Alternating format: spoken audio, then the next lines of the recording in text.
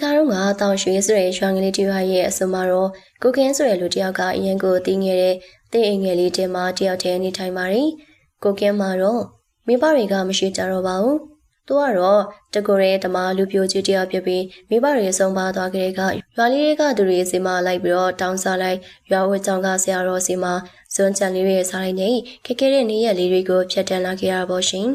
ကိုကင်ကအရင်စင်းရဲပါတယ်အင်းကြီးတော်ဝယ်ဖို့လို့မနိုင်ပါဘူးသူ့အားကိုပြီးစားတောင်းနေရတာကတော့ရွာနောက်ကချောင်းလေးပဲဖြစ်ပါတယ်အခုလဲကိုကင်ကဘာရန်စားနေပါတယ်စောစောလေးကဘာမှမစားသေးပါဘူးကိုကင်ကတော့ဒါတချမ်းကိုယူလိုက်ပြီးသူ့ရဲ့အိမ်နဘေးကကျုံလေးကိုတိချရှင်းနေရပေါ့ကိုကင်ကသူ့ရဲ့အိမ်နဘေးမှာတင်းနှံပင်တွေကိုစိုက်ပြိုမလို့လုပ်နေပါတယ်သူပိုက်စားလာတဲ့အချိန်အစင်တဲ့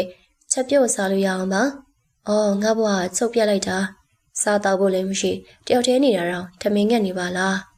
ဟယိုငါဒီနေ့စားတော့ဘူးဘလို့ကြံဖယ်ရမလဲအိုးဟုတ်ပြီကျင်းတို့ရဲ့အိမ်ကိုသားကြည့်ရမယ်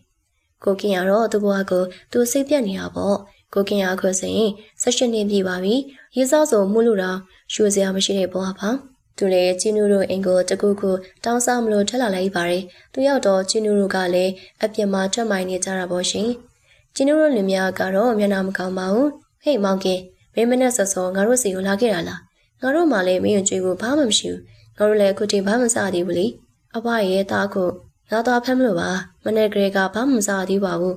အတူတူပဲသားကြီးမင်းကအခုချိန်ထိအလုံးမလို့သေးကဲဒီနာနေသွားတော့ဝါနုကတော့သူ့ရဲ့ရွှေရနေထွက်သွားဖို့ပြောလိုက်တာပေါ့ကိုကင်းကတော့ခဏနေတော့မဲလုံးတို့အိမ်ကိုသွားကြည့်လိုက်ပါတယ်ဟေးကိုကင်းမင်းဘယ်ကနေရောက်လာလေကွာမင်းကိုကြည့်ရတာဒီရောက်က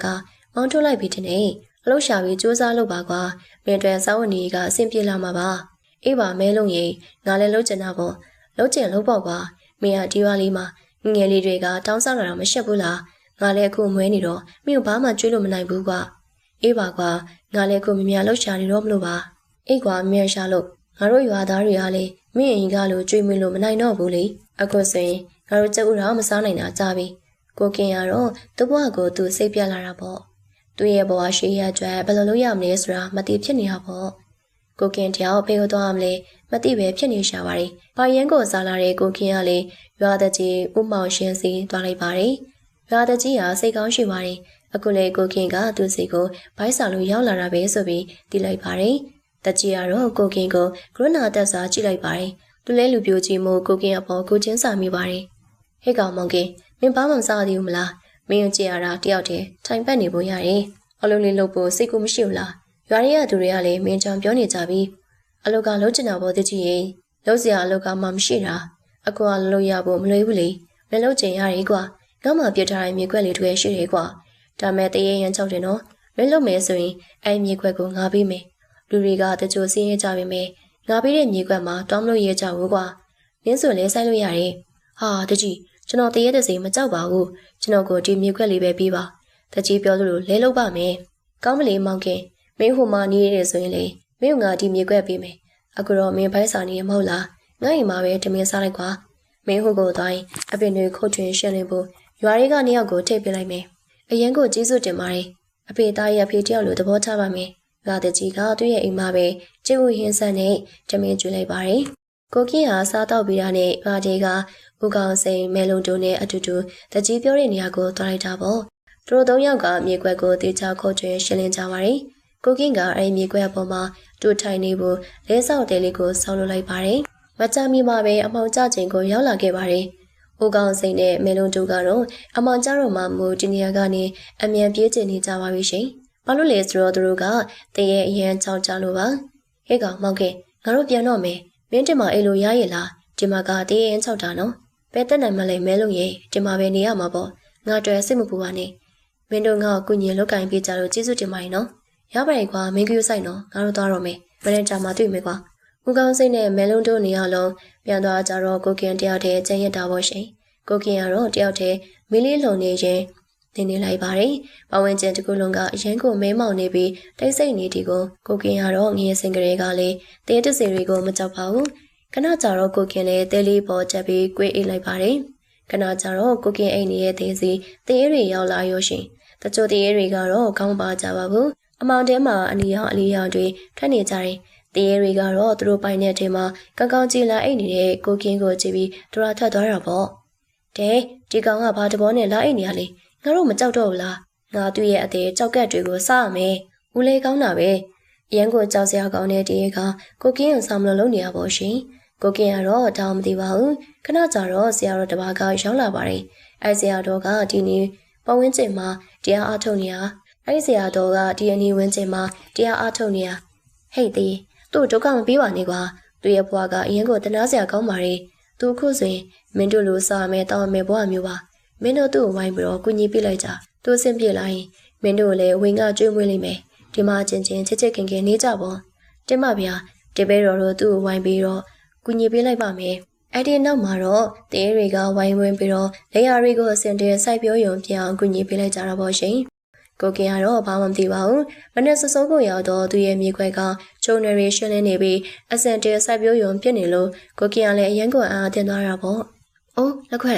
ဒါဘလို့ဖြစ်ကုန်တာလေချက်ချင်းဆိုသူလိုကြီးပါလားငါမြင်မားတာများလားမယုံနိုင်စရာပဲငါတေးတဲ့စိတ်တွေကကုညီပေးခဲ့ရလားခဏနေတော့ဦးကောင်စိန်တို့ရောက်လာကြပါရီသူတို့နှစ်ယောက်လေးလေယာတွေအစင်တဲစိုက်ပျိုးရုံဖြစ်နေရချေပြီးအားတင်သွားတာပေါ့အိုးဒါဘလို့ဖြစ်တာလေမယုံကြည်နိုင်စရာပါလားဟေးမောင်ခင်ချိုးနေရီတောင်ရှင်းလင်းစရာမလိုတော့ပါလားကွာမင်းတယောက်လည်းလွတ်လိုက်လို့လေဒီလောက်ထိမပြီးပါဘူးအေးကွာငါ့ကိုတရေတစီတွေများကုညင်ပေးခဲ့ကြလားမသိဘူးသူတို့ကုညင်ပေးခဲ့ရင်လည်းကျေးဇူးတင်ရမှာပဲမင်းကဒီမှာတယောက်တည်းနေလို့ရဲတယ်နော်မကြောက်ဘူးလားကွာငါမကြောက်ပါဘူးသူတို့ကငါ့ကိုဒုက္ခမပေးပါဘူးဦးကောင်စိန်တို့ကတော့အဲ့ဒီမှာဆက်မနေရတော့ပဲပြန်သွားတာပေါ့ကိုကင်ကတော့သူတယောက်တည်းအဲ့မှာနေထိုင်လာခဲ့ပါတယ်တညမှာတော့ကိုကင်ကတယောက်တည်းမီးလေးလုံရင်းကစုံဦးကိုမီးဖုတ်ထားရရှင်အရန်ကိုတင်းပြတ်နေတဲ့အနံ့ကြောင့်ကိုကင်ရဲ့ရှင်မှာတရေကြီးကဘွားကနေပေါ်လာပါတယ်။ကိုကင်ကရုတ်တရက်လန့်သွားတာပေါ့။အော်ကိုတီးမင်းကငါ့ကိုကူညီပေးခဲ့ရမဟုတ်လား။ငါမင်းကိုကျေးဇူးတင်ပါတယ်ကွာ။အခုတော့ငါလည်းအဖော်ရသွားပြီ။ဒီမှာကစုံမီးဖို့ရှိတယ်စားကြကွာ။ကိုကင်ကသူ့စီကိုရောက်လာတဲ့တရေရီအားလုံးကိုကစုံဦးမီးဖို့တွေကျွလိုက်တာပေါ့။အခုဆိုရင်ကိုကင်ကသူ့ရဲ့ချန်နယ်ရတရေရီနဲ့အပေါင်းအသင်းဖြစ်သွားပါပြီ။သူအိပ်ပျော်သွားတော့တရေတစီတွေကအလုပ်တွေကိုကူညီလောက်ကင်ပေးကြတယ်။ကိုကင်ကတော့ဘာမှလုပ်စရာမလိုပါဘူးအခုစရင်လေးထဲမှာစပားပင်တွေတော့ကြီးမားရှင်တန်းနေကြပြီပေါ့ရှင်ကိုကင်ကတော့တနေ့လေဆောက်တယ်လီတင်းမှာပဲထိုင်ရင်စိန်ချနေတာပေါ့တနေ့မှာတော့ကိုကင်က9000ထားတာသွားကြည့်ပါရင်သူသွားကြည့်လိုက်တဲ့အချိန်မှာတော့အတင်းမှာငါရှိမနေတော့ပါဘူးဟာငါဘယ်သူကခိုးစားသွားလေမဖြစ်ဘူးငါတခုကိုဖမ်းမရမယ်ရောက်တော့ကိုကင်လေတရေဦးလေးကြီးကိုပြောပြလိုက်တယ်ဒီလိုဆိုရင်မင်းထောင်ချောင်းစင်ပြီးဖမ်းကွာဟုတ်ကဲ့ဦးလေးနောက်တနေ့မှာတော့ကိုကင်ကချောင်းလေးရဲ့ခက်လက်လက်မှာထောင်ချောင်းဆင်ထားလိုက်ပါတယ်နောက်တနေ့ဒူလာကြည့်တော့သူရဲ့ထောင်ချောင်းမှာတရေလေးတကောင်မိနေပါတယ်ကိုကင်ကတော့သူ့ငါ့ကိုလာခိုးစားတာဒီတရေပဲဖြစ်ရမယ်လို့တွေးလိုက်ပါတယ်မင်းပါကြောင့်ငါလာခိုးစားရလေငါဘိုင်းရန်စားလို့ပါအကိုကြီးခွလို့ပါမင်းခွလို့မခိုးစားပါနဲ့ကွာငါနဲ့အတူတူနေနိုင်တယ်အလုပ်တွေကိုကူညီပေးပါကွာဟုတ်ကဲ့ပါကိုကြီးကျေးဇူးတင်ပါတယ်အိုင်နောက်မှာတော့ကိုကင်ဟာတရေပေါက်စားလေးကိုသူ့စီမှာခေါ်ကြရင်အတူတူနေထိုင်လာခဲ့တာပေါ့ရှင်အခုစိန်ကိုကင်ကအဖော်ရနေပါပြီတနေ့မှာတော့ကိုကင်ရဲ့စပါခင်တွေကိုစင်ကြီးတကောင်ဝင်လာပြီးစားတာပေါ့ရှင